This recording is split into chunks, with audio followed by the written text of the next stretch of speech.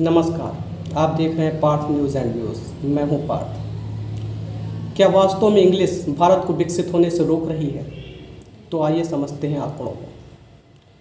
विश्व में लगभग सभी विकसित राष्ट्र अपनी मातृभाषा में कार्य करते हैं। उनके टैलेंट को कहीं भी जानने की ज़रूरत नहीं पड़ती। उनका टैलेंट उनकी भाषा में कार्य करता है। अगर उनका कोई टैलेंट आगे बढ़ता भी है तो उसको विदेशों में कार्य करने के लिए सेकंड भाषा को सीखना पड़ता है। किंतु भारत के परिप्रेक्ष्य में ऐसा नहीं। भारत में अगर कोई टैलेंट बाहर निकलना चाहता है तो आराम से उसका ब्रेन ट्रेन हो जाता है। वो चुपचाप न बाहर जाकर कार्य कर सकता है। उसको किसी और भाषा को सीखने की आवश्यकता नहीं पड़ती है। लेकिन देखा जाए तो जब 17वीं शताब्दी के पहले भारत जब अपनी भाषा में कार्य करता था तो भारत का विश्व जीडीपी में लगभग 22% शेयर था। भारत और चीन मिलकर लगभग विश्व जीडीपी का 50% शेयर करते थे। किंतु आज ऐसा नहीं है। 18वीं शताब्दी में हंगरी और ऑस्ट्रिया केंद्र बिंदु थे। 19वीं शताब्दी में ब्रिटेन और फ्रांस बन गए। 20वीं शताब्दी में सोवियत संघ और संयुक्त राज्य अमेरिका बन गए। किंतु आज 21वीं शताब्दी में भारत और चीन की महत्ता पूरा विश्व समझने लगा है और बंद जबान से ही भारत और चीन को हर जगह सम्मान मिलने लग गया है। ऐसा क्यों है? इसके पीछे कारण है भारत और चीन के विशाल प्राकृतिक संसाधन और इनकी विशाल जनसंख्या, मानव जनसंख्या। ऐसी मानव जनसंख्या जो जवान है, कार्य कर सकती है, किंतु भारत को आगे बढ़ने से रोक रही है यहाँ की संपर्क भाषा, जो कि अंग्रेजी को बनाया जाने की कोशिश की जा रही है। किंतु पिछले 270 सालों में अंग्रेजी आज भी हिंदी जितना महत्व प्राप्त नहीं कर पाई है। ये केवल एक ऑफिशियल कामकाज की भाषा बनकर रह गई है। तो फिर हम अपने सारे इंटरव्यू, सारे साक्षात्कार इंग्लिश में क्यों लेते हैं? क्या ब्रेन गाँव के अंदर पैदा नहीं होता है? ब्रेन अमीर और गरीब देखकर पैदा होता है।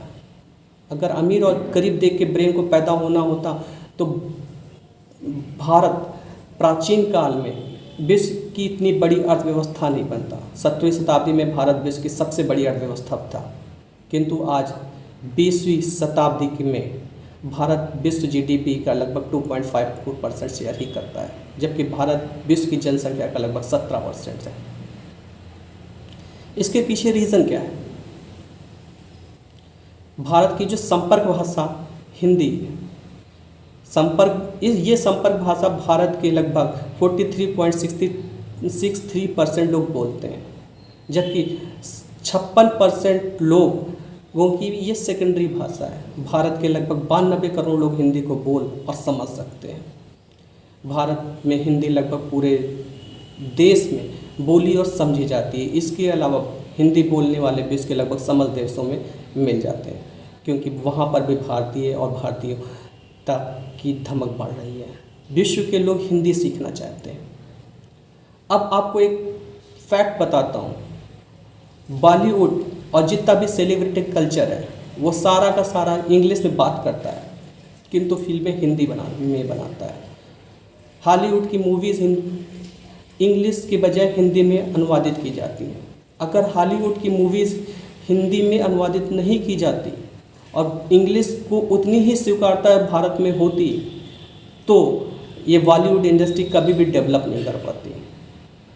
बात तो बॉलीवुड वाले इंग्लिश में करते हैं, लेकिन फिल्में हिंदी में बनाते हैं। ऐसा क्यों?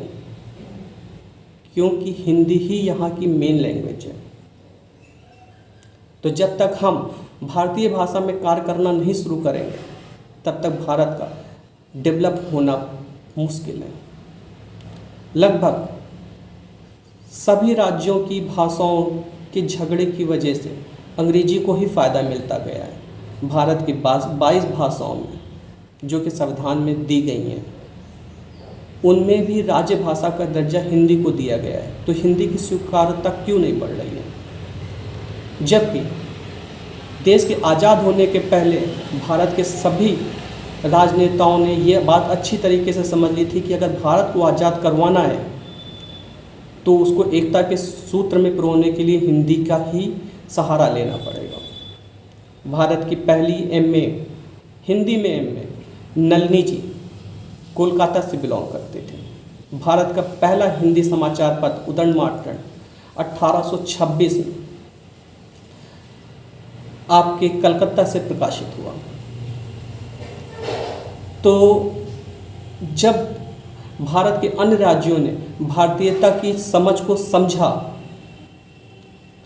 तब जाकर भारत कहीं आज़ाद हुआ। भारत को एकता के सूत्र में पिरोने के लिए हिंदी राज्यों ने और हिंदी ने एक बहुत बड़ा स्टेप लिया। आज फैक्ट्स बता रहे हैं कि भारत की जीडीपी जो डाउन हुई है वो भारतीय भाषा में कार्य न करने के कारण हुई है। ये अगर हमको अपने देश को आगे बढ़ाना है तो इंग्लिश की बजाय भारतीय भाषा में कार्य करना पड़ेगा। आप देखेंगे कि विश्व के समस्त लोग खुद आकर हिंदी में कार्य करेंगे और हिंदी सीखेंगे। भारत का ब्रेन ड्रेन पूरी तरीके से रुक जाएगा। भारत एक विकसित राष्ट्र की ओर कदम बढ़ा चुकेगा।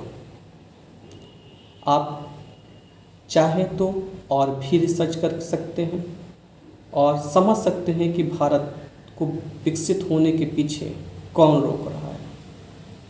मेरे चैनल को शेयर करिए, सब्सक्राइब करिए और लाइक करिए। फिर मिलेंगे। नमस्कार। Please like, share, subscribe and press the bell icon.